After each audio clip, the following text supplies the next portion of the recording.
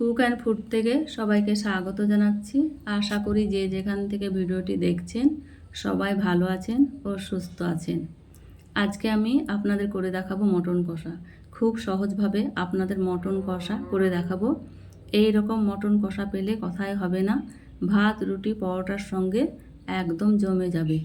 চলুন দেখে নিই কীভাবে আজকে মটন কষা তৈরি করি। এখানে মটন নিয়েছি আমি, ধুয়ে পরিষ্কার করে নেব। তার জন্য পেঁয়াজ কেটে নিচ্ছি, একটু মোটা মোটা করেই কেটে নেব।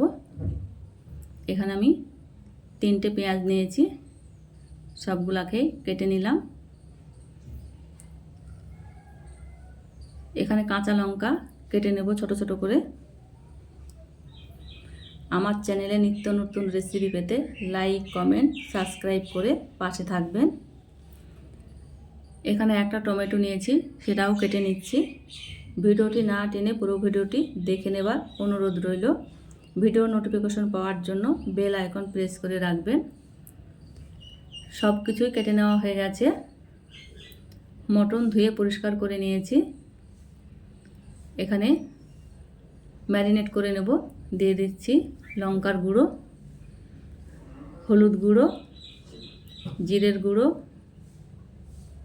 আদা রসুনের পেস্ট 2 চামচ, পেঁয়াজ কুচি, লঙ্কা কুচি, টমেটো কুচি, সরিষার তেল, স্বাদ মতো লবণ দিয়ে ভালোভাবে মাখিয়ে নেব। খুব সুন্দরভাবে মাখিয়ে নিতে হবে। মাখিয়ে আমি ঢেকে রেখে দেব 30 মিনিট। 30 মিনিট পর ফিরে এলাম। দেখুন ঢাকনা তুলে নিচ্ছি। কড়াইয়ে সরিষার তেল দিয়ে দেব, ফোড়নে দিয়ে দেব সাজিরা,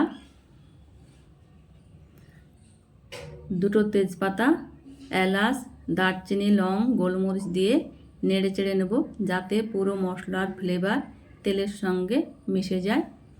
ম্যারিনেট করা মাংসটা দিয়ে দিলাম। এবার ভালোভাবে আমি কষিয়ে নেব, খুব সুন্দরভাবে কষিয়ে নেব। এইভাবে আমি 10 মিনিট কষাতে থাকব। দেখুন দেখতে কত সুন্দর লাগছে। ঘরোয়া মশলায় খুব সহজেই কষিয়ে নেওয়া যায়। কষিয়ে নেওয়া হয়েছে, এবার আমি ঢেকে রেখে দেব 10 মিনিট। 10 মিনিট পর ফিরে এলাম।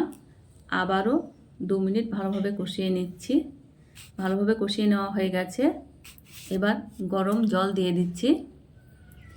গরম জল দিয়ে আবারও নেড়ে চেড়ে আমি ঢেকে রাখবো মিডিয়াম আঁচে 25 মিনিট।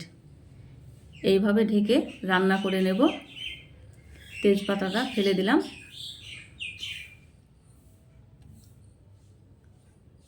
25 মিনিট পর ফিরে এলাম। মটন কষা হয়ে গেছে। ওপর দিয়ে গরম মশলা ছড়িয়ে দিয়ে আবারও 2 মিনিট ভালোভাবে নেড়ে নিচ্ছি।